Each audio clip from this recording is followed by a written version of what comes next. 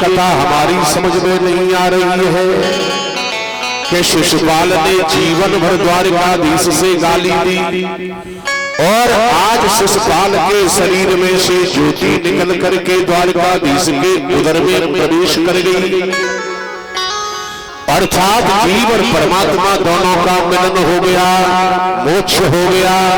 ऐसे अब आगे का भी मोक्ष क्यों हुआ ये हमारी समझ में नहीं आया। जब नारद जी ने कहा धर्मराज युधिष्ठिर से कहे, युधिष्ठिर महाराज ये तुम्हारे ब्रह्म है, भगवान दैत्यों को मारते नहीं है, दैत्यों को तारते हैं और दैत्यों का कल्याण करने के लिए ही भगवान अवतार लेते हैं।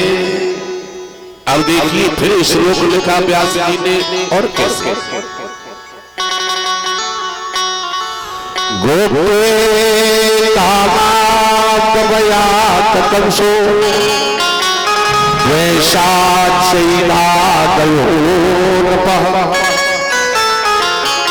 शम्मन्दात कृष्णये स्नेया भूयं अत्यापयं विभो।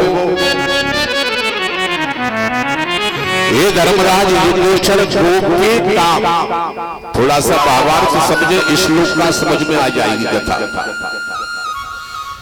कह रहे हैं गोपी काम, गोपियों ने कृष्ण से प्रेम किया, लेकिन गोपियों ने कृष्ण को भगवान समझ करके प्रेम नहीं किया। प्रेमियों केवल और केवल सामने सलोने रूप को देख करके, माधुरी छवि को देख करके पागल हो गई और रातों दिन यही तृष्णा जागृत हो गई कि कैसे भी हमारा इस कन्हैया से मिलन हो जाए। और जब रास में मिलन हुआ तो मेरे भगवत प्रेमी गोपी कौन है जी और कृष्ण कौन है परमात्मा, कहने का भाव है काम के वशीभूत होकर के गोपियों ने कृष्ण से प्रेम किया। मैं नहीं कह रहा, इसलिए कह रहा है कि गोपी काम के वशीभूत होकर के प्रेम किया, लेकिन जिस दिन रास में मिलन हुआ तो गोपी कौन है जी, कृष्ण कौन है परमात्मा। कहने का भाव है जीव और परमात्मा दोनों का मिलन भी हो गया और गोपियों का हमेशा हमेशा के लिए कामदेव भी शांत हो गया। और आगे से आगे श्लोक में क्या लिख रहे हैं, भयात कंसो, प्रेमियों भयात कंसो, कहने का भाव है आकाशवाणी हुई कि जो देवकी का 8वां पुत्र होगा वो तेरा काल होगा, जो देवकी का 8वां बेटा होगा कंस से कहा कि वो तेरा काल होगा। अब आप ईमानदारी से बताओ कि तुमने एक जगह को लिखा देखा है कि कंस ने कभी कृष्ण का भजन किया? नहीं। प्रेमी रात और दिन कंस यही कह रहा है कि देवकी का 8वां बेटा होगा, काला काला होगा, सामने रंग का होगा, वही मुझे मारेगा। खाते पीते सोते जागते 24 घंटे बाकी मन और बुद्धि का 8वें में अर्थात काले में ही लगे रहे। और 8वें में कौन है? कृष्ण। तो कहने का भाव है 8वें में लगे तो देखिए उस कंस जैसे पापी का भी भगवान ने उद्धार किया। तो सीधी सीधी बात है। फिर आधे श्लोक में आगे लिखा, प्रेमी आधे श्लोक में लिख रहे संबंधाद कृष्ण है इसलिए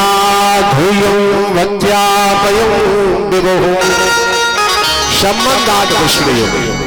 कहने का भाव है कैसे भी भगवान से संबंध जोड़ लो, चाहे पैर से जोड़ लो, चाहे प्यार से जोड़ लो। अगर भजनना है तो भैया पैर करना शुरू कर दो, लेकिन फिर भी भगवान कल्याण करेंगे। अगर ये बात नहीं समझ में आई हो तो फिर भी तुलसीदास बाबा ने क्या कहा है कि उल्टा नाम जपा जग जाना ओ बाल्मीकि भय ब्रह्मा समाना। ओ भाई को भाई अनखयाल सहू, ओ नाम जपत मंगल दिस दसहू। अब समझ में आ गया होगा कि कैसे भी भैया संबंध जोड़ लो। इधर में सुनते भगवान राजा परीक्षित से कहने लगे कि हे राजा सुन,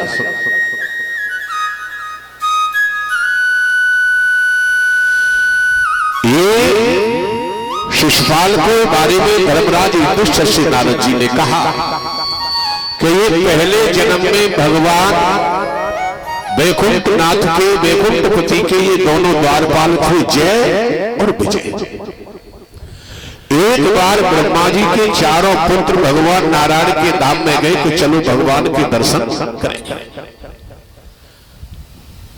लेकिन 6 दरवाजे पार करके 7वें पर जय विजय ने लकड़ी के द्वारा रोक दिया कि यहां से आगे आप नहीं जा पाओगे।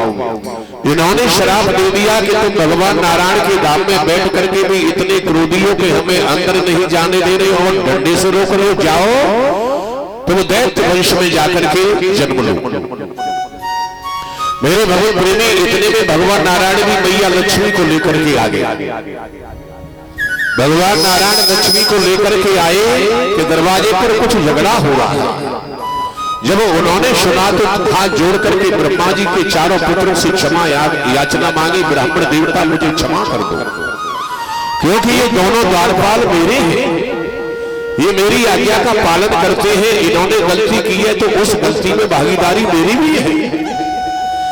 तो भगवान नारायण ने कहा कि लाला, या तो 3 जन्म तक तुम हमारे भक्त बन के रहो, 3 जन्म तक हमारे शत्रु बन के रहो, या 7 जन्म तक हमारे भक्त बन के रहो। प्रेमी जय विजय ने कह दिया कि हम भक्त नहीं बन सकते हैं, क्यों कि हमारा राक्षस शरीर है और तामसी शरीर वाले कभी भगवान का भजन नहीं कर सकते।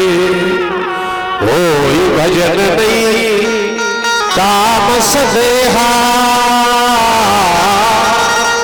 हम पे भजन तो नहीं होगा महाराज, तो हम तो तुम्हारे पैरी बन के रहेंगे। तो यही जय और विजय पहले जन्म में आकर के बने हिरण्याक्ष और हिरण्यकश्यप, और दूसरे जन्म में जाकर के बने त्रेता में रावण और कुंभकर्ण, और द्वापर में आकर के यही दोनों बने हैं शिशुपाल और दंतवक्र। तो भगवान नारायण ने कहा कि आप घबराइए नहीं जय विजय, आप 3 जन्म तक राक्षस बनेंगे तो तुम्हारा कल्याण करने के लिए 4 बार मैं अवतार लेकर के आऊंगा। तो जय विजय ने कहा कि हम 3 जन्म तक राक्षस बनेंगे। भगवान नारायण ने कहा तुम्हारा कल्याण करने के लिए मैं 4 बार अवतार लूंगा। तो ब्रह्मा जी के चारों पुत्रों ने मन में विचार बनाया कि लाला गलती तो हमने भी की है, क्योंकि इतनी जल्दी हमें भी साथ नहीं देना था। तब उन चारों पुत्रों ने कहा कि आप 3 बार राक्षस योनि में जाओगे, परमात्मा 4 बार तुम्हारा कल्याण करने के लिए अवतार लेंगे, तो एक बार हम भी तुम्हारा कल्याण करने के लिए हिरण्यकश्यप के बेटे प्रहलाद बनकर के आएंगे, और जब जाकर के हिरण्यकश्यप के रूप में, और ये प्रहलाद से बैर करेगा, और जब जाकर के हिरण्यकश्यप का कल्याण होगा। ये कथा पद्म पुराण में अलग अलग। अब आ जाइए कथा की ओर। जैसे ही बड़ा भगवान के द्वारा हिरण्याक्ष का वध हुआ, प्रेमी मैया रो रही है थी, और कहने का भाव हिरण्याक्ष की घरवाली रो रही है। हिरण्यकश्यप गया और जाकर के क्या कहने लगा, अम्बा महे बधू पुत्रा वीरम मारथे सोचितमः रिपोरभिमुखे श्लाघ्य शूराणां वधे ईप्सितः देखिए श्लोक शुरू हो रहा है अम्बाम हे बधू। अम्बाम शब्द लिखा है व्यास जी ने मैया दिति के लिए। हिरण्यकश्यप कह रहा है कि हे मेरी मैया दिति, और बधू शब्द आया है हिरण्यकश्यप से छोटा था तो छोटे वाले छोटे भैया की बहू के लिए लिखा है बधू। तो कहने का भाव यह है कि वो कह रहा है कि तुम दोनों को रोना नहीं चाहिए। क्यों नहीं रोना चाहिए? कि रिपो रब मुखेश लागा शूराड़ा मधेरीप्सितः। हे भैया, अगर कोई सूरवीर क्षत्रिय अगर लड़ाई लड़ते लड़ते युद्ध में बीच युद्ध में मारा जाए तो वो सीधा भगवान के धाम को जाता है। और ऐसी जीवात्मा के पीछे ज्यादा रोना नहीं चाहिए, क्योंकि जीवात्मा को फिर कष्ट होता है। कहने का भाव है मेरे भगवत हिरण्यकश्यप ज्ञानी तो है, लेकिन सदगुरु कोई बढ़िया नहीं मिला। और इसका ज्ञान आज कैसा लग रहा है? बाबा तुलसीदास ने रामचरितमानस में लिखा है कि ऐसे बहुत से होते हैं। कैसे? कि पर देश कुशल बहुते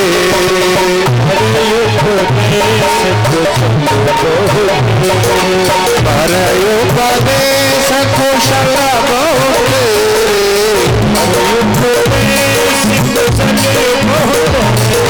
करैया चरण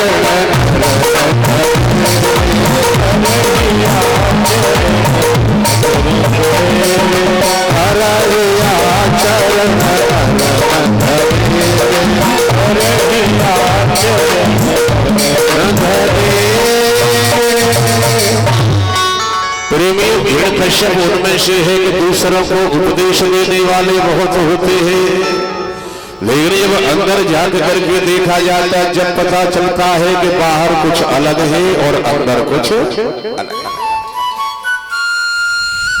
उसने अपनी मैया को समझाया, दिति को समझाया कि रोना धोना बंद करिए, और मैं प्रतिज्ञा कर रहा हूं कि इसका बदला मैं जरूर लूंगा। तो देखिए आज तपस्या करने के लिए भगवत प्रेमियों चल दिया। और कैसे थोड़ा सा सुने, व्यास भगवान ने श्लोक लिखा है शत पे मंदरे दौड़ा तपः परमे दारुणम्।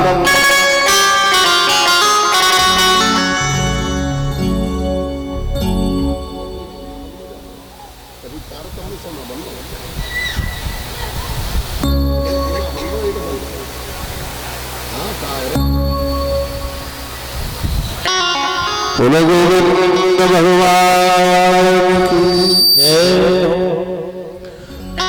शतो पे मंदरे दौड़ा तपः परमे दारुणम्।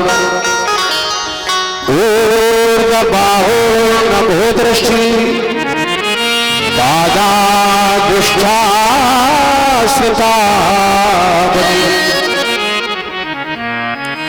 मेरे भगवत प्रेमी भागवत पुराण के अनुसार हिरण्यकश्यप तपस्या करने के लिए गया और कहां पहुंचा? मदराचल पर्वत की गुफा। और आधे श्लोक में क्या लिखा है? पहले श्लोक शुरू हुआ कि कैसी तपस्या करी है? तपः परम दारुणम्। ऐसी तपस्या न तो आज तक किसी ने की और न शायद आगे कोई कर पाएगा। और आधे श्लोक में कह रहे ऊर्ध्वबाहो नभो दृष्टि। ऊर्ध्वबाहु प्रेमी दोनों हाथ ऊपर उठाए हैं, दोनों हाथ ऊपर उठाए हैं। भो दृष्टि दोनों आंखों की नजर आकाश की ओर है। पादा गुष्ठा पैर के एक अंगूठे पर खड़े होकर के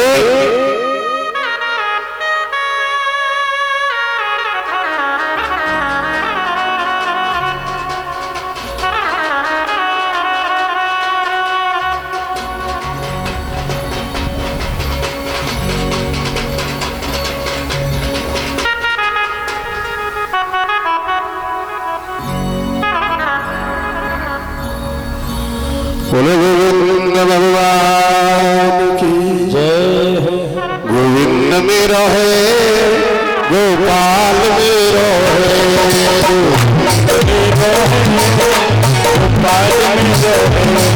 गोपाल मेरो गोपाल